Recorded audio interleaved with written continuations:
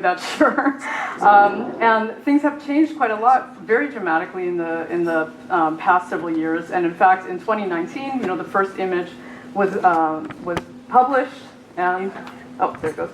And now we have two groundbreaking images of supermassive black holes. And so I want to tell you a little bit about just introducing the cast of characters here. So on the left, we have M87. It is in the M87 galaxy. We often call it M87 star to say we're talking about the black hole. And this is one of the largest black holes that we know of. It's about 7 billion times the mass of our sun. And because we measure the size of the black hole in terms of its event horizon, and the event horizon scales linearly or the same with the mass, so the bigger the mass, the bigger the event horizon, this is a ginormous black hole. It could swallow our entire solar system. It could just rattle around inside. So you're looking at the light that is basically being emitted just outside this monster black hole. Now, this is the black hole in the center of our own galaxy, named Sagittarius A star, or Sagittarius star for short. It's a much smaller black hole, but it's much closer, basically by about the same amount, so it looks roughly the same size on the sky. Now, if you're thinking about astronomy images, these are not the most exciting images, right? They look like sort of fuzzy donuts. But what I'm going to hopefully give you a sense of during this talk is that this is about, the edge, the cutting edge of what humans can do right now in terms of probing, some of the fundamentals of space-time and the nature of space and time, which is pretty amazing. But we have to do a lot of work to pull it out of images like this, and I'll explain a little bit about why that is. Now, the story started actually around 110 or so years ago, of course, with Einstein. And speaking of imagining, he drastically reimagined gravity. So gravity, up until that point, people thought, yeah, it's like a force like any other force. And Einstein was saying, hey, folks, no. Actually, this is a really weird thing that's going on. We actually live embedded in 4 dimensions of space and time, and it's like a fabric, and heavy objects will distort or bend this fabric, and then everything has to follow that bend, even light, and we interpret that as a force, as gravity. Now, okay, we'll see how this goes. But the point is, at the time it sounded pretty crazy. We're used to hearing things like this. But people thought he was, frankly, a bit bonkers, I think, at the beginning. But there's ways of testing this, and there are predictions. And so one of the predictions is that a massive object like the sun should bend the light from distant stars behind it, and you could see, if you compare when the sun's in front and when it's not, then you could see a little bit of a deviation. Now, looking when the sun's bright is difficult, so of course you do it during an eclipse. And Einstein sat down with his friend Lord Eddington right after World War I. He took a little trip to an African island off the west coast called Principe, and they took this image. I have to keep doing it over my shoulder, sorry.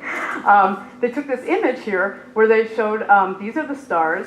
They didn't mark the image. This is the original image. You see the sun was quite active. But these stars were the ones that showed the deviations. And so at that moment, it looked like his theory was correct. And in fact, in the exhibit, you can see a little free advertising for them, the telegram that Eddington sent to Einstein telling him that his theory is probably correct. But it wasn't like immediate that people actually accepted this. And in fact, I found this really funny. In New York Times in 1919, buried on page 7, it says, oh my God, men of science are agog, it's kind of crazy, the stars didn't really move, and we don't really understand this, and probably nobody except Einstein does. And it was considered as important as the French government opening up cheap national restaurants or the Dutch giving up the Kaiser. So anyway, it was kind of an interesting story, but eventually, people did start to come around to thinking about this, and it wasn't that they jumped to the idea of black holes, but rather that people realized that objects like black holes could exist, and then it really took a while to find them, decades, and it really was the space race that made it happen. And Phil's going to be talking more about this in the X-ray, but what you had was NASA, was created after the panic of the Sputniks, and they started sending rockets into space looking for X-rays from what they thought would be the sun would be the brightest source and bouncing off the moon. But instead, what they found was not a supermassive, a stellar mass black hole. So this is an artist's impression of a black hole we now know that weighs about 20 times the mass of our sun. So these form at the end of massive stars' life. And if they're in a companion system with another star, they'll eat the star, and they'll start to pull in what we call a disk of material and often launch these magnetic structures called jets, which I will talk about. Oops, sorry, it's a little difficult with the connection. So part of the reason I wanted to talk about this was because people often ask me, how can you see a black hole if it's unseeable? And it's because when they pull in material like this, that you can actually see them sort of backlit. You need to have material around the black hole, otherwise they're invisible. So that's one point to help you. But the other thing that I wanted to mention is that you can't do direct images until maybe Phil of these small black holes. And so the idea was that you had to really look at the orbit of something like a star orbiting around a blank point, and then people started to think or surmise that a black hole is there. But that wasn't proof for everybody. And in fact, Stephen Hawking liked to make bets. I don't know if you knew this, but this is a bet with him and Kip Thorne, another famous physicist, where Stephen Hawking bet that it wasn't a black hole. This was in 1974.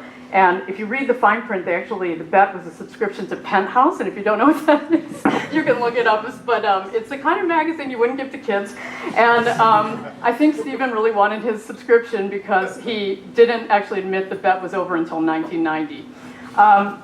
So the question is, what does it take to actually believe that there's a black hole? And a lot of people started to think that it was direct evidence of an event horizon, because that's something unique, whereas you might be able to mock up some of these other things with exotic objects.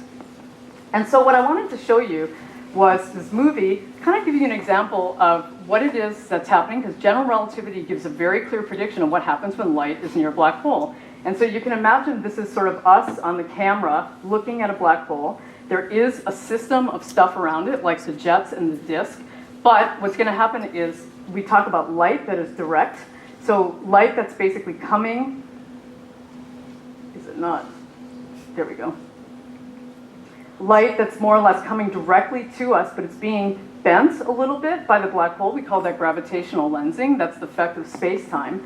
And so you can see that if light is coming behind the black hole, so to speak, you kind of disappear the inner part. But all this, I would call it astrophysical fluff, still survives. However, when light comes from different directions and orbits the black hole, you lose information about the astrophysics, but it gets focused into this very tight ring we call originally the photon ring. It's a ring of photons. And this size and shape of this ring is what tells us about the space-time, about the spin of the black hole. You can test if general relativity is correct. If GR, general relativity, is correct, then the prediction is that this ring should be 5 times bigger than the event horizon, because it gets sort of magnified. So if we know the mass of the black hole and we know how far away it is, we can predict how big this is on the sky. And so there are 2 black holes that this would be sort of possible to do, but they're still really tiny on the sky. And we need a telescope that could help us read a newspaper in New York City from here, or see the head of a pin in New York City from here. So that gives you sort of an example. I said Amsterdam, but I'm sure you can figure out it's probably about the same from Leiden. I'm from Amsterdam. So, but anyway, the thing that's also interesting is that what we really want to do is kind of be able to pull apart the effects of this ring from the astrophysical fluff so that we can test both GR. But the problem is, and you'll see, is that our images are kind of fuzzy. And that has to do with the telescope itself. So you need a telescope that's about the size of the planet to be able to do that. Who's crazy enough to do that? We were. The Event Horizon Telescope is a collaboration of hundreds of scientists. We meet roughly once a year in person, do the rest of our work online across 19 different time zones. And of course, you would love to build a telescope that's really like a regular dish the size of the Earth. Unfortunately, you wouldn't want to live under it. It would probably not be gravitationally stable. So this was not a good idea. Thus, the idea is to actually take smaller telescopes across the Earth and basically string them together in an array in a technique called interferometry. And Phil will be talking about this a little bit more as well.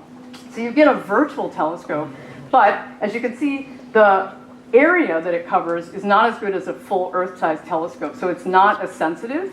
And then the size of your telescope tells you the biggest size or the biggest distance between these tells you the smallest thing you can see, which is the size of the Earth, tells us, and that gets us down to the black hole.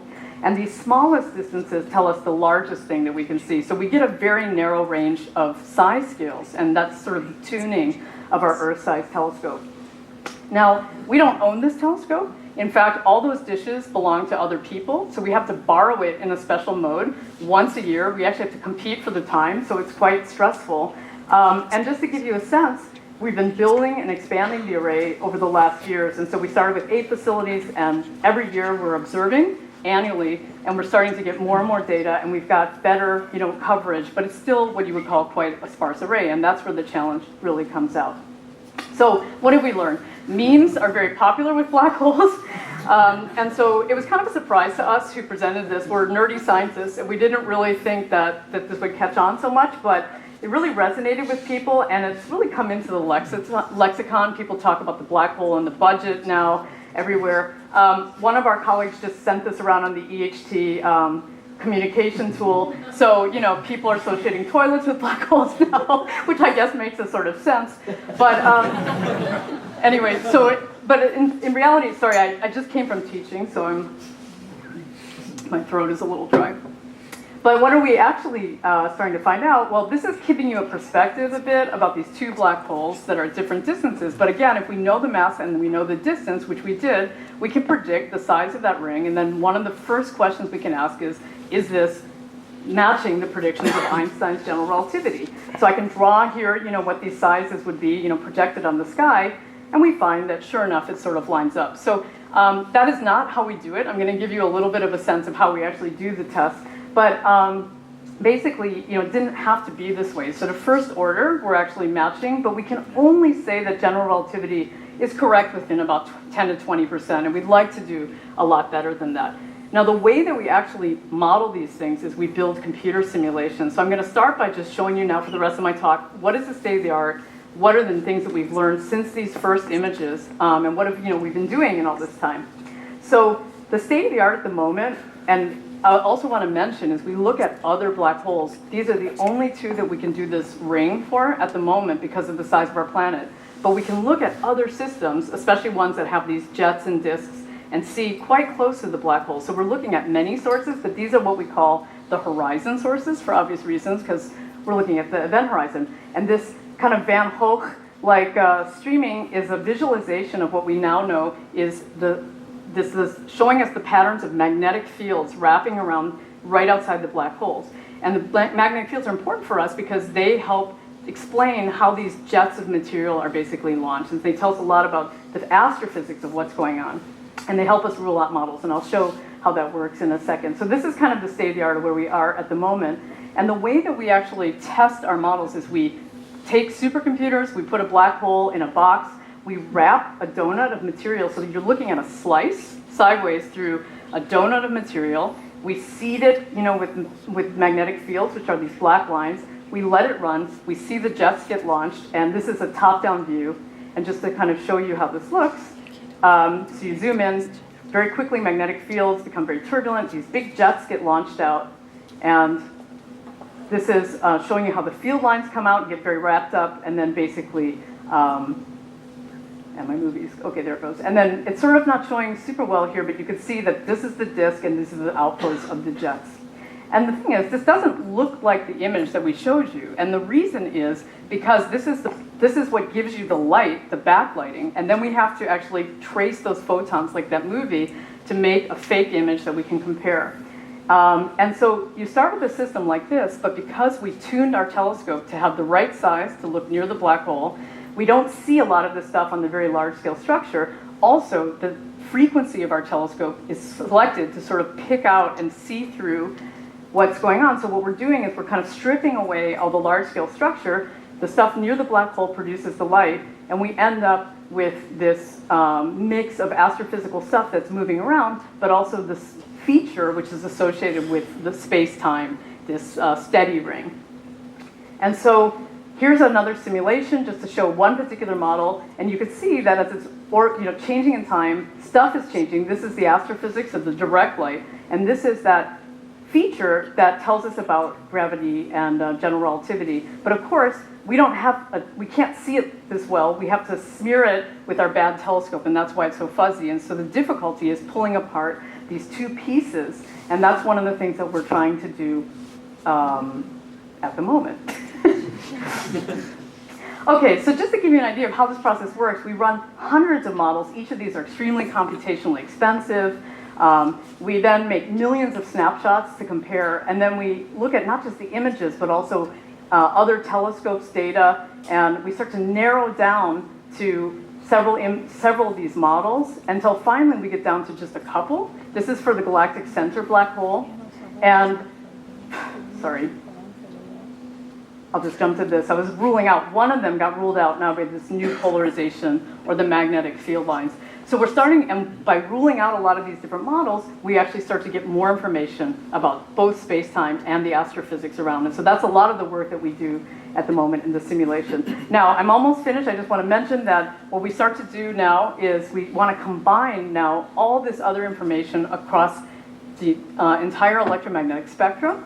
And so at the moment in 2017 that we took the famous image of M87, we also took these images of this is basically the Hubble image of the entire galaxy. Here's the jet that the black hole is emitting. So you can see that the jet is enormous. It's millions of times bigger than the black hole. It's actually punching outside the galaxy.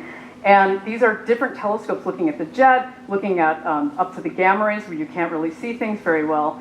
And what we'd like to do now is not only fit the image with our models, but we also want to fit all of these with, this should show the jet coming out. We need to get all of these things correct. So there's a lot of work going on at the moment.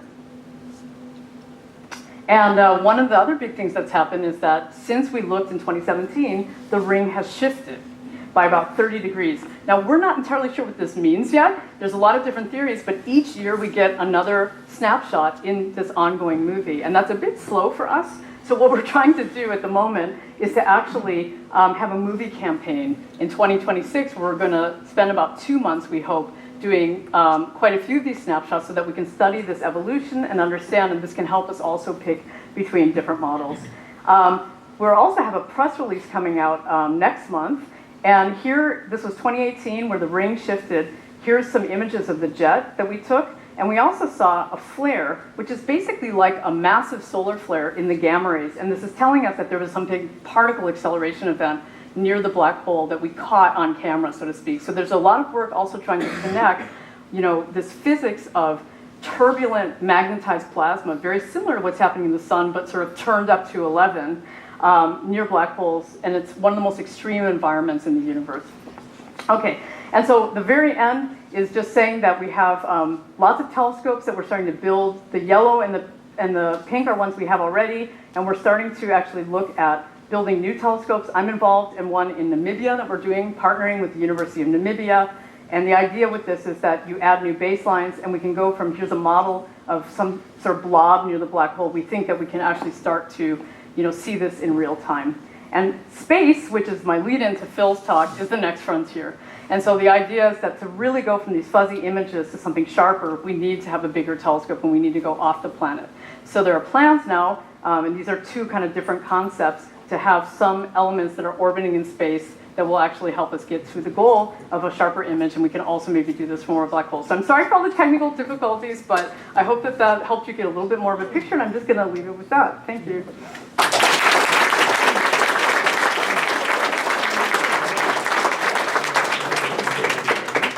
Thank you so much first for your talk. It was really, really nice, and I loved all the animation.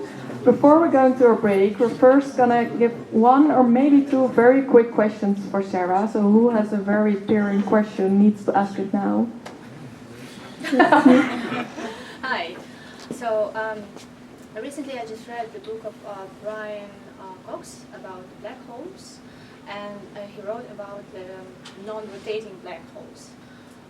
Do you use this model now in predictions? Because as far as I understand, this is like a rotating black hole. So we actually, we explore parameter space in our model. So we look at spinning forwards, backwards, and non-spinning.